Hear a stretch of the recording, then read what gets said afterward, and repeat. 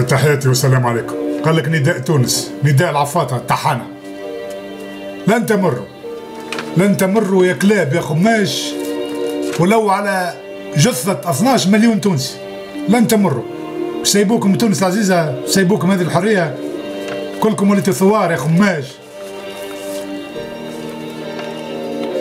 موعدنا يوم 23 أكتوبر، يوم الحسم، يوم الانتصار، يوم الانتصار على هذه المنظومة الفاسدة. احنا نعرفوا اللي فما أعداء الثورة داخل الأجهزة الأمنية، وهم معروفين بالواحد كالدماسي والحبيب الصيد ونبيل عبيد وجنرال رشيد عمار وعبد الكريم الزبيدي. هم يحبوا يورطوا الحكومة ذي، ويحبوا يورطوا علي العريض وزير الداخلية لمصلحة نداء تونس. وبالنسبة لجماعة نداء الخراب، الربح للكعبة والخسارة للعنكوش، والأيام بيننا. الكرتوش الحي باش ياكلكم قلوبكم يا أولاد العاهرة، يا جماعة نداء التجمع.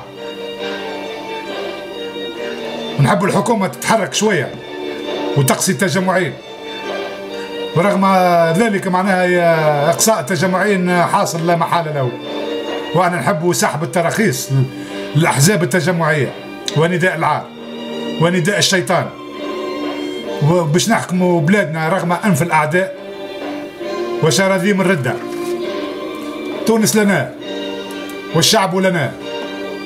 شرفاء تونس ينتظرون ساعة الصفر والانفلات الأمني للانتقام من أزلام التجمع والإعلاميين المجهولين في عقر دارهم وتصفيتهم جسديا. قص الراس تنشف العروق، قص الراس تنشف العروق. نعرفوكم يا جرابة على التجمع، أنتم أجبن من أن تواجهوا أحرار تونس، تحرار هذا الوطن في الشارع ونحن لها.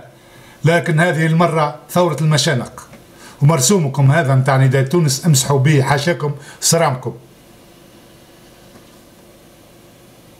لا مكان للذل، لا مكان للقهر، لا مكان للاستعباد.